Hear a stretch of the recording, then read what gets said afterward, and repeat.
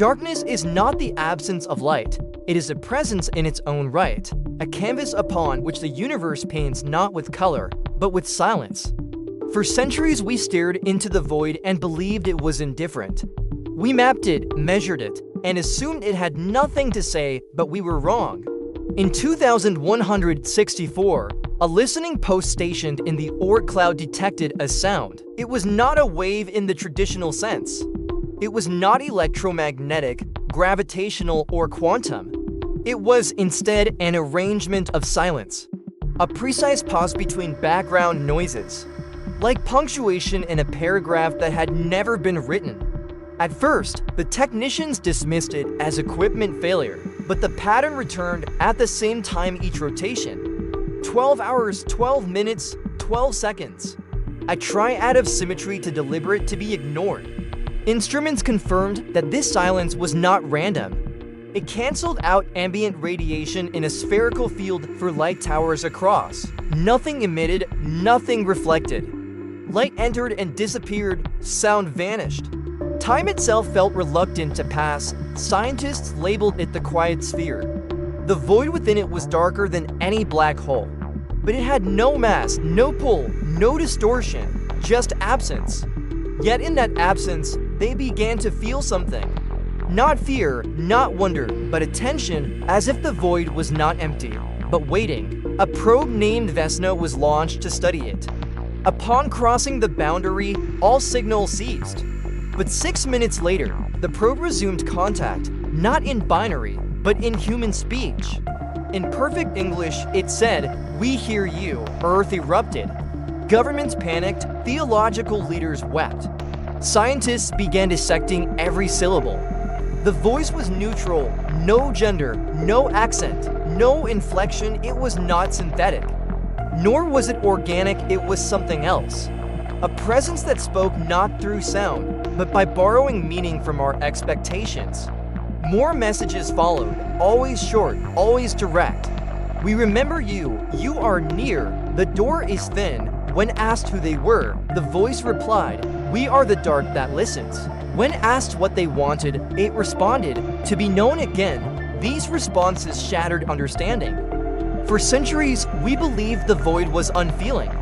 But now it spoke as if it had been forgotten, abandoned, as if it once had a voice that we lost, as if it had waited for someone to listen again.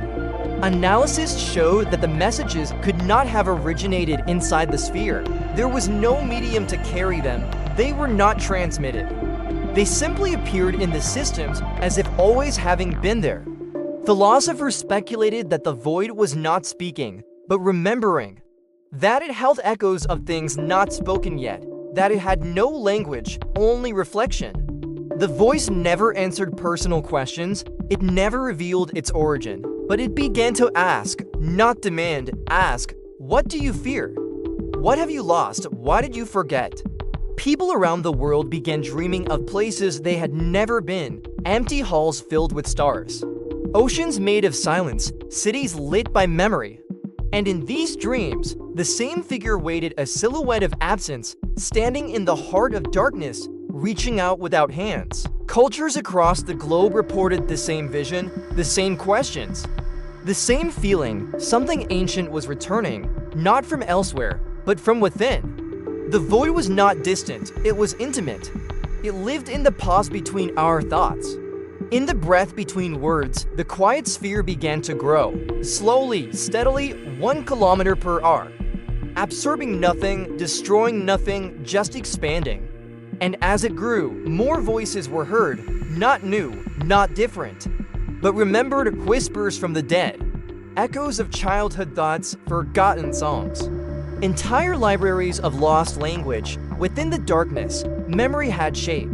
Researchers proposed that the void was a kind of neural field, a mind not born of matter, but of absence, not constructed, but collapsed.